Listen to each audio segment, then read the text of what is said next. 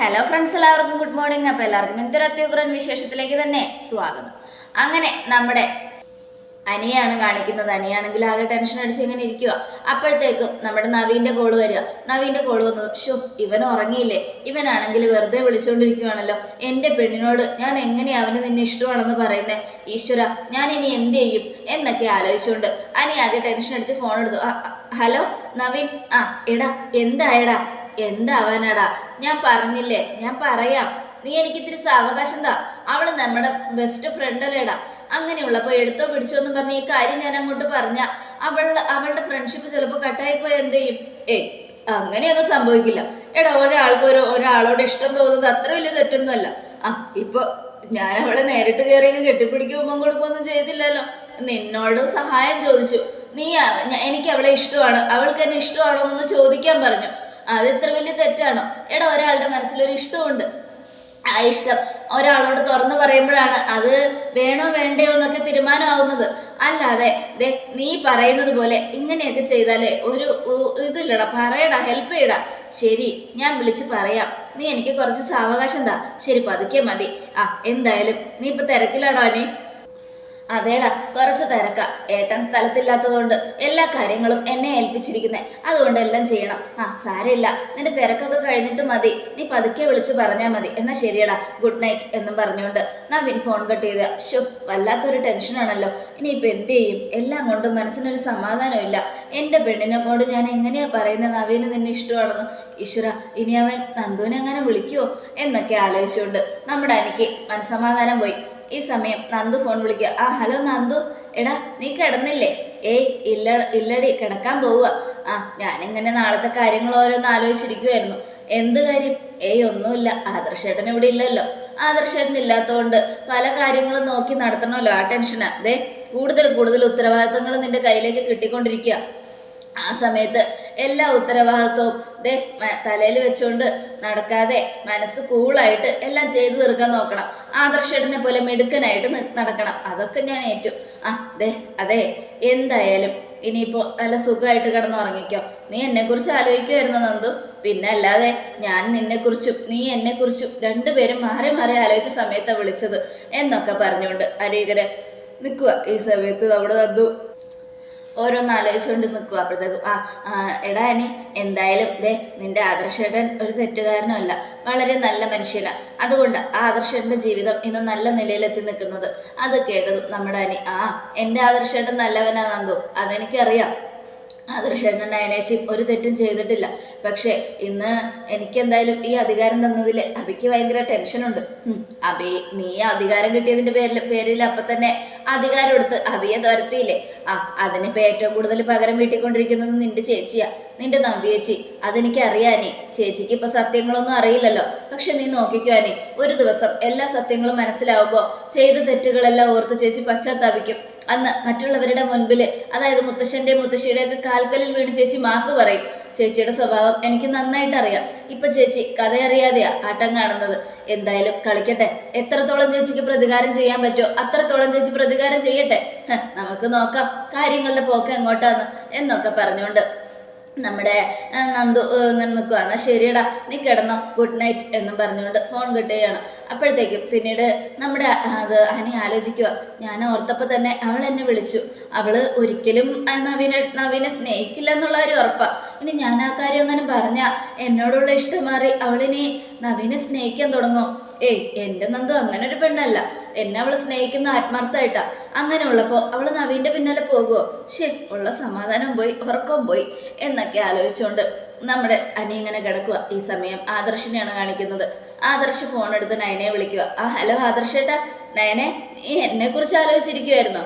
അതെ ആദർശേട്ടാ, ഞാനേ നമ്മുടെ കല്യാണ ആൽബം നോക്കിക്കൊണ്ടിരിക്കുമായിരുന്നു. എന്തായാലും അധികം നേരം ഉറക്കം കളിക്കണ്ട, നന്നായിട്ട് കിടന്ന് ഉറങ്ങണം കേട്ടോ. ഉറക്കം നിന്നാലേ നമ്മുടെ കുഞ്ഞിനെ ദോഷം. എനിക്കറിയാം, പക്ഷെ ആദർശനില്ലാതെ ഉറക്കം വരണ്ടേ എന്നൊക്കെ പറഞ്ഞുകൊണ്ട് നമ്മുടെ നയനങ്ങനെ ഇരിക്കുക. ഞാനൊരു 2 ആഴ്ച കഴിയുമ്പോൾ അങ്ങോട്ട് വരുമല്ലോ മോളെ, പിന്നെ എന്തിനാ സങ്കടപ്പെടുന്നത്? എന്തായാലും ധൈര്യമായിട്ടിരിക്കും.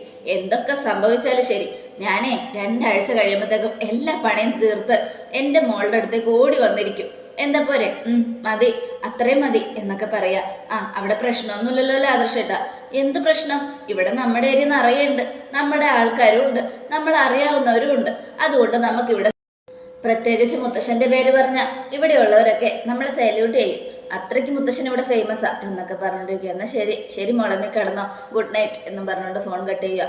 ഈ സമയം പിന്നീട് നേരം വെളുത്തതും അനി കമ്പനിയിലേക്ക് പോകാൻ വേണ്ടി ഒരുക്കിക്കൊണ്ടിരിക്കുക. അപ്പോൾ നമ്മുടെ ജാനകി വന്നിട്ട്, എടാ ഈ ഡ്രസ്സ് ഇട്ടുകൊണ്ടാണോ നീ പോകുന്നേ? അതെന്താമ്മേ ഈ ഡ്രസ്സിന് കുഴപ്പം? എടാ നിന്റെ പേര് മാറ്റണമെന്നാ പറയുന്നേ. എൻ്റെ പേര് മാറ്റണമെന്നോ? അതല്ലടാ, നിന്റെ സ്ഥാനത്ത് ഇപ്പോൾ അനി എന്നല്ല ഇട്ടിരിക്കുന്നത്, അനി അസിസ്റ്റന്റ് എന്നൊക്കെ അല്ല ഇട്ടിരിക്കുന്നത്. അത് ജൂനിയർ MD എന്നാക്കണമെന്നാ അച്ഛനും ബാക്കിയുള്ളവരൊക്കെ സംസാരിക്കുന്നത്. അതൊന്നും വേണ്ടമ്മേ, എനിക്കെന്നും ആദർശേൻ്റെ നാട്ടിൽ കഴിഞ്ഞാൽ മതി. ഇപ്പൊ ഞാൻ ഒരു ഇതല്ലേ, അത് മാത്രം മതി. അല്ലാതെ ഇനി ആദർശന്റെ സ്ഥാനമൊന്നും എനിക്ക് വേണ്ടമ്മേ. എടാ അത് വേണ്ട, നീ എന്നും ആദർശന്റെ തണലിൽ കഴിഞ്ഞാൽ മതി. നീ അങ്ങനെ കഴിയുമ്പോഴാണ് അതിൻ്റെതായൊരു രസം. എന്തായാലും പക്ഷെ നിനക്ക് ജൂനിയർ MD ആയിട്ട് സ്ഥാനം തന്നു കഴിഞ്ഞാൽ ഇനിയും ഉത്തരവാദിത്തങ്ങൾ കൂടും. അതൊക്കെ നോക്കി നടത്തി നല്ല നിലയിലെത്തണം, കേട്ടല്ലോ? അതൊക്കെ ഞാൻ എത്തുമമ്മേ. എന്തായാലും ഞാൻ സന്തോഷത്തിലാണ്. ആദർശന്റെ പാത പിന്തുടർന്ന് ജീവിക്കുന്നവരാരും ചീത്തയാവില്ല. ഒരിക്കലും എൻ്റെ ആദർശന് ഒരു തെറ്റും ചെയ്യത്തുമില്ല. അതെനിക്കറിയാം. ആദർശം ഒരു തെറ്റും ചെയ്യത്തില്ല എന്ന്. അനഘ എന്ന് പറയുന്ന പെൺകുട്ടിയെ പീഡിപ്പിച്ച് അവളൊരു കുഞ്ഞിനെ കൊടുത്ത് അവൾക്കൊരു കുഞ്ഞ് ജനിക്കുമ്പോൾ ആ കുഞ്ഞിനെ ഏറ്റെടുത്ത് വളർത്തേണ്ട ഒരവസ്ഥ ആദർശനുണ്ടായിട്ടുണ്ടെങ്കിൽ അത് മറ്റാരുടെയോ ചതിയാ. അതെനിക്ക് നന്നായിട്ട് അറിയാം എന്നൊക്കെ പറഞ്ഞുകൊണ്ട് നമ്മുടെ ജാനകി ഇങ്ങനെ നിൽക്കുക. അത് കേട്ടതും അതമ്മ പറഞ്ഞത് ശരിയാ, എൻ്റെ ആദർശന് ഒരു പെണ്ണിനെ ചതിക്കാൻ കഴിയില്ല. നടന്നിരിക്കുന്ന യഥാർത്ഥ സത്യങ്ങൾ അമ്മയ്ക്ക് അറിയില്ല. അതുകൊണ്ടാണ് അമ്മ ഇങ്ങനെയൊക്കെ ആദർശനെ നയനയെടുത്തേയും കുറ്റപ്പെടുത്തുന്നത്. അങ്ങനെയൊന്നും ഞാൻ നയന മോളെ കുറ്റപ്പെടുത്തിയിട്ടൊന്നുമില്ല. എനിക്ക് സഹിക്കാൻ പറ്റാത്ത, ചിന്തിക്കാൻ പറ്റാത്ത ചില സാഹചര്യങ്ങളും ഉണ്ടായി. ആ സമയത്ത് നയനയെ ഞാൻ തള്ളി പറഞ്ഞു. അതിൻ്റെ പേരിൽ ഞാനിപ്പോൾ പശ്ചാത്താപിക്കുന്നുണ്ട്. എന്തായാലും നീ ഇനി ഇങ്ങനെ നടന്നാൽ പോരാ. അനാമിക എന്ന് പറയുന്ന ഒരു രാക്ഷസിന്റെ നിന്റെ ജീവിതത്തിൽ നിന്ന് ഒഴിഞ്ഞുപോയി. ഇനി നിനക്കൊരു കല്യാണം നടത്തണം, നല്ലൊരു പെൺകുട്ടിയെ കണ്ടുപിടിക്കണം. അങ്ങനെ ആ പെൺകുട്ടിയെ കണ്ടുപിടിച്ചതിന് ശേഷം ആ പെൺകുട്ടിയെ കൊണ്ട് നിന്റെ കല്യാണം കഴിക്കണം. നയനമോളെ പോലെ കുടുംബത്തെ സ്നേഹിക്കുന്ന, കുടുംബം നോക്കുന്ന ഒരു മരുമോളെയാണ് വേണ്ടത് എന്ന് നമ്മുടെ ജാനകി. അത് കേട്ടതും കല്യാണമൊന്നും ഇപ്പൊ വേണ്ട അമ്മേ, ഒരെണ്ണം കഴിച്ചതിന്റെ ക്ഷീണമേ മാറിയിട്ടില്ല. അതിനിടയിൽ വേറൊരെണ്ണം കൂടെ കഴിക്കാൻ എനിക്ക് വയ്യ. അത് കേട്ടതും എന്തായാലും നയനമോളെ പോലെ ഒരു പെൺകുട്ടിയെ കിട്ടിയാൽ നീ കേട്ടില്ലേ? അതെന്തായാലും നമുക്ക് നോക്കാം എന്നൊക്കെ പറഞ്ഞുകൊണ്ട് നമ്മുടെ അനി ഇങ്ങനെ ചിരിച്ചുകൊണ്ട് നിൽക്കുക. ഈ സമയം പിന്നീട് കാണിക്കുന്നത് അഭിയാണ്. അഭി ഇങ്ങനെ ഓരോന്ന് ആലോചിച്ചുകൊണ്ട് നിൽക്കുക. അപ്പോഴത്തേക്കും നമ്മുടെ ജലജ ഇങ്ങനെ താഴേക്ക് പോവുക. അപ്പം നമ്മുടെ മുത്തശ്ശിയും പിന്നെ ബാക്കിയുള്ളവരൊക്കെ സംസാരിച്ചുകൊണ്ടിരിക്കുക. എന്തായാലും എനിക്കിപ്പോൾ ഒരു ഉത്തരവാദിത്വം കൊടുത്തിരിക്കുന്നതുകൊണ്ട് അവനിപ്പോൾ നന്ദുവിനോട് അധികം സംസാരിക്കാറൊന്നും ഇല്ലെന്ന് തോന്നുന്നത് അല്ലേ മോളെ? അങ്ങനെ ഒരു തോന്നൽ എനിക്കില്ല മുത്തശ്ശ. കാരണം അവർക്കിപ്പോൾ രണ്ടുപേർക്കും തിരക്കാം. ആ തിരക്കുകൾക്കിടയിലും രണ്ടുപേരും സംസാരിക്കുന്നുണ്ടോ എന്നൊരു സംശയമാണ് എനിക്കിപ്പോഴും ഉള്ളത്. കാരണം അവർക്ക് രണ്ടുപേർക്കും മറക്കാനോ പിരിയാനോ പറ്റില്ല. അങ്ങനെയുള്ളപ്പോൾ രണ്ടുപേരും ഉറപ്പായിട്ട് എന്തെങ്കിലുമൊക്കെ ചെയ്യും. അവർ സംസാരിക്കുകയും മിണ്ടുകയും പറയുകയൊക്കെ ചെയ്യാറുണ്ട്. എന്തായാലും ജോലിയിൽ ശ്രദ്ധിക്കുന്നുണ്ട് അനി, അതുകൊണ്ട് കുഴപ്പമില്ല. കൂടുതൽ ഒരു ഭാരം തലയിൽ വെച്ച് കൊടുത്താൽ അനിയുടെ തലയിലേക്ക് നന്ദു കയറി വരില്ല, ജോലി ടെൻഷനേ ഉണ്ടാവും. അതുകൊണ്ട് കൂടുതൽ ഉത്തരവാദിത്തങ്ങൾ അവൻ്റെ തലയിൽ വെച്ച് കൊടുത്തു കഴിഞ്ഞാൽ പിന്നെ അവൻ ഉറപ്പായിട്ടും അതെല്ലാം മറന്നോളും എന്നൊക്കെ പറഞ്ഞുകൊണ്ടിരിക്കുമ്പോൾ ജലജ, ആര് പറഞ്ഞു? അബി പറയാറുണ്ട് അവനെ ആ പെൺകുട്ടിയെ ഇടയ്ക്കിടയ്ക്ക് കാണാറുണ്ടെന്ന്. നിന്റെ അബിയുടെ വാക്ക് ഞങ്ങൾക്ക് ഇവിടെ കേൾക്കണ്ട. നിന്റെ മോൻ ഇവിടെ അഭിപ്രായം പറയുകയും വേണ്ട. അവൻ്റെ വാക്ക് കേൾക്കാനേ ഞങ്ങൾക്ക് താല്പര്യമില്ല, മനസ്സിലായല്ലോ? അതുകൊണ്ട് ഇനി കൂടുതൽ അഭിപുരാണം പറഞ്ഞുകൊണ്ട് ഞങ്ങളുടെ മുന്നിലേക്ക് വന്നു പോരുത്. എൻ്റെ സ്വഭാവം മാറും. നിന്റെ അബിയുടെയോ നിന്റെ നവ്യയുടെയോ കാര്യമൊന്നും നീ എന്നോടൊന്നും പറയണ്ട, മനസ്സിലായല്ലോ? എന്നോടൊന്ന് മാത്രമല്ല ഈ കുടുംബത്തിൽ സംസാരിക്കുകയും വേണ്ട. നിന്റെ മോൻ്റെയും മരുമോളുടെയും കാര്യം ഞങ്ങൾക്ക് കേൾക്കാൻ താല്പര്യമില്ല. അതുകൊണ്ട് പോടി എന്നും പറഞ്ഞുകൊണ്ട് മുത്തശ്ശൻ ജലജയെ ആട്ടുകയാണ്. ഈ സമയം ജലജ ദേഷ്യപ്പെട്ട് മുകളിലേക്ക് പോവുക. ഇതേ സമയം അനി വരിക. മുത്തശ്ശ എന്നെ അനുഗ്രഹിക്കണം, നന്നായി വരും മോനെ. മോൻ്റെ പേര് മാറ്റി ഇനി ജൂനിയർ MD ആക്കാനുള്ള ഉദ്ദേശം തുടങ്ങാൻ പോവുക.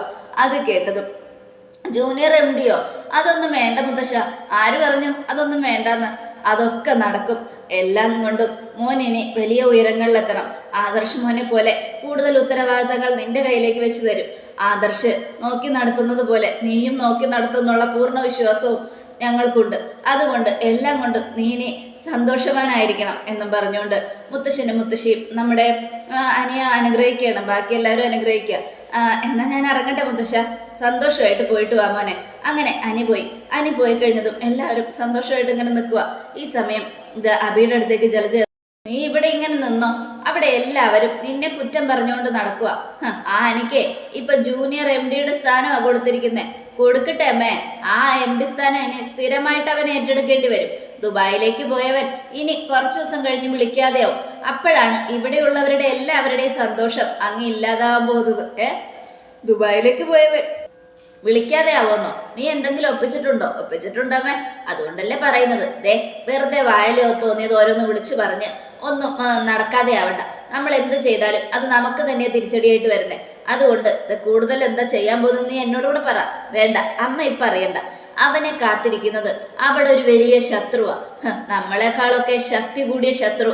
അനന്തപുരിയെയും മൂർത്തിസ് ജ്വല്ലറിയെയും തകർക്കാൻ അയാൾ ഒരുമ്പിട്ട് ഇറങ്ങിയിരിക്കുക. അതുകൊണ്ട് തന്നെ ഇനി അങ്ങോട്ട് നമ്മൾ ആഗ്രഹിച്ച കാര്യങ്ങളൊക്കെ നടക്കും അമ്മേ. അത് കേട്ടതും നമ്മുടെ ജലജ, നടക്കണോടാ നടക്കണം. ഞാൻ അത്രയ്ക്ക് സങ്കടപ്പെട്ട ഈ വീട്ടിലിപ്പോൾ ജീവിക്കുന്നത്. ആർക്കും നമ്മളെ വേണ്ട. എല്ലാവരും കൂടെ നമ്മളെ ഇട്ട് കുറ്റപ്പെടുത്തുക.